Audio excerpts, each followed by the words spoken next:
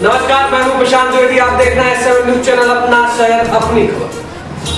पेश है आज की हेडलाइन। जिलाधिकारी डॉक्टर चरणजीत सिंह बख्शी ने गेहूं खरीद को लेकर की एक बैठक। पूर्व मंत्री राणा भैया के काफिले गाड़ी से सगे भाई बहन की मौत, 3 घायल। तेलियाकोट के ट्रांसफार्मर में लगी आग, दर्जनों मोहल्ले अंधेरे की चपेट में। बीएड के छात्रों ने अपनी समस्याओं को लेकर दिया डीएम को ज्ञापन। समाचार अब विस्तार से। जिलाधिकारी डॉक्टर चरणजीत सिंह बख्शी ने आज अपने कैंप कार्यालय में एक बैठक का आयोजन किया। बैठक में जिलाधिकारी ने गेहूं खरीद के बारे में ली विस्तृत जानकारी। उन्होंने कहा, गेहूं खरीद में किसानों को किसी भी तरह की ना हो कोई भी समस्या। डीएम डॉक्टर चरणजीत सिंह बख्शी के द्वारा अपने कैंप ऑफिस में एक बैठक गेहूं की खरीद को लेकर आयोजित की गई। बैठक को संबोधित करते हुए डॉक्टर बख्शी ने साफ किया कि गेहूं खरीद में किसानों को किसी भी तरह की कोई परेशानी ना हो और गेहूं खरीद निष्पक्ष व सही रूप से कराई जाए, जिससे किसी तरह की कोई भी परेशानी ना होने पाए उत्पन्न। अनुपम मिश्रा, रोहित अग्रवाल के साथ मैं गौरव द्विवेदी।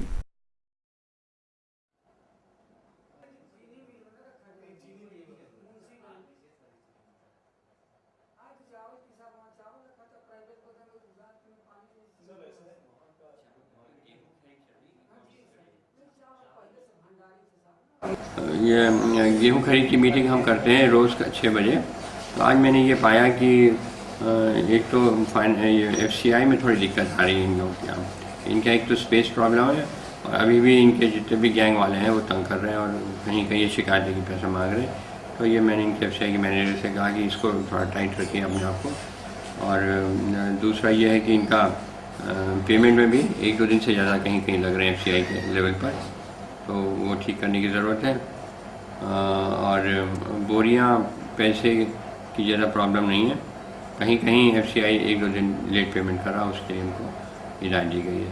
तो ओवरऑल FCI और SWC इनको टाइट रखने की ज़रूरत है, इनको और तेज़ी से काम करने की ज़रूरत है। और इधर बारिश करके जो है कल परेशानी हो गई, जैसे कि माल कम आया आज। और सबसे बड़ी बात यह है कि जो सिविल्ड गेहूँ है उसकी संख्या बहुत है। तो गवर्नमेंट ने 15% तक अलाउ किया है शेड्यूल लेने के लिए कटौती के बाद, पर अब एक्चुअली 15 से 20% शेड्यूल में बता रहे हैं कि 50% गेहूँ निकल जा रहा है।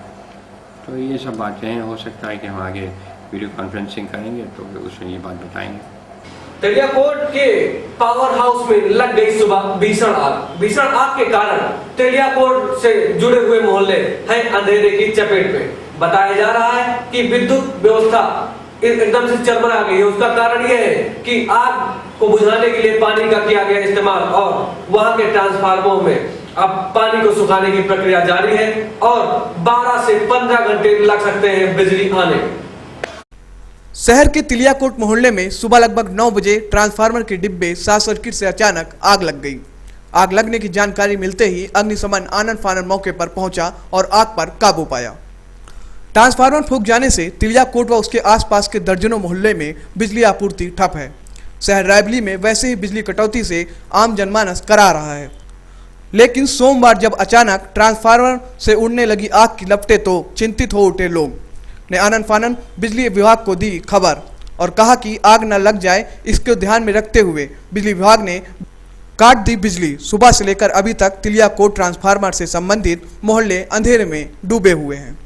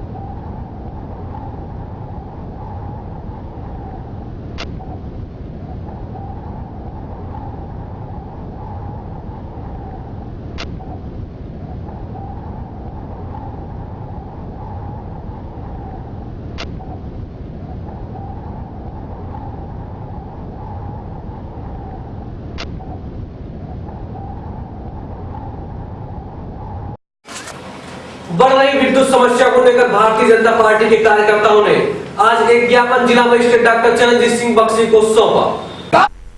भारतीय जनता पार्टी के कार्यकर्ताओं का प्रतिनिधिमंडल आज जिलाधिकारी डॉक्टर चरणजीत बख्शी को मिला और एक ज्ञापन दिया।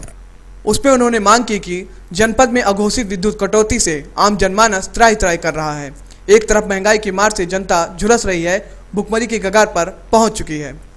अघोषित विद्युत कटौती से हर वर्ग परेशान है, चाहे वह किसान हो या व्यापारी या हो फिर छात्र। 4 सूत्री ज्ञापन इस आशय से प्रेषित किया गया कि अघोषित विद्युत कटौती अविलंब बंद होनी चाहिए। ग्रामीण क्षेत्रों में किसानों को मड़ाई के लिए दोपहर में बिजली न देकर सुबह 5 बजे से 9 बजे तक और शाम को 6 बजे से 10 बजे तक उपलब्ध कराई जाए, जिससे आग लगने जैसी दुर्घटना से बचा जा सके। यदि दिन में संभव न हो सके तो रात में 8 बजे से 4 बजे तक विद्युत उपलब्ध कराने की व्यवस्था की जाए।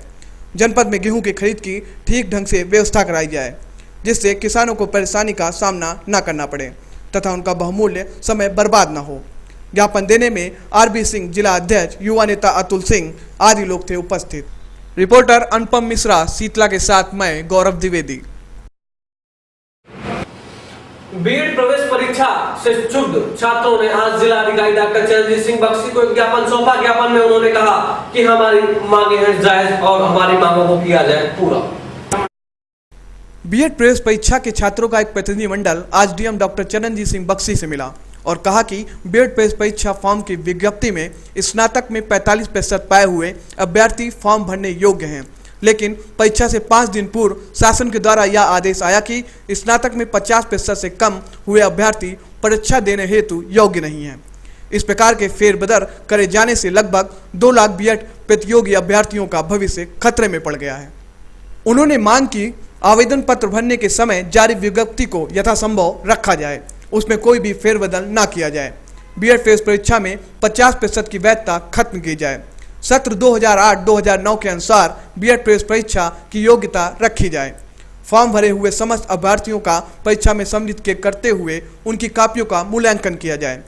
रिपोर्टर अनुपम मिश्रा शीतला के साथ मैं गौरव द्विवेदी।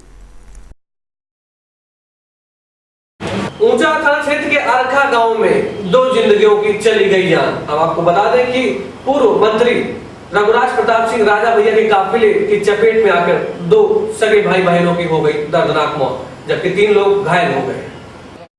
ऊंचाहार थाना क्षेत्र अरखा के निकट सोमवार सुबह हुए दर्दनाक हादसे में 2 जिंदगियां छीन ली, जबकि 3 गंभीर रूप से घायलों को उपचार के लिए अस्पताल में भर्ती कराया गया। ऊंचाहार थाना क्षेत्र के भीम का पुरवा निवासी 45 वर्षीय मीरा अपने भाई महेंद्र के साथ साइकिल से ऊंचाहार आ रही थी। वह अरखा गांव के निकट पहुंची ही थी कि पूर्व मंत्री रघुराज प्रताप सिंह राजा भैया के काफिले की गाड़ी अनियंत्रित हो गई और साइकिल सहित भाई बहन को रौंद डाला। हादसे में मीरा की घटनास्थल पर ही मौत हो गई, जबकि उसका भाई महेंद्र ने अस्पताल में दम तोड़ दिया। इस घटना से गाँव में मच गया कोहराम। S7 की डेस्क रिपोर्ट।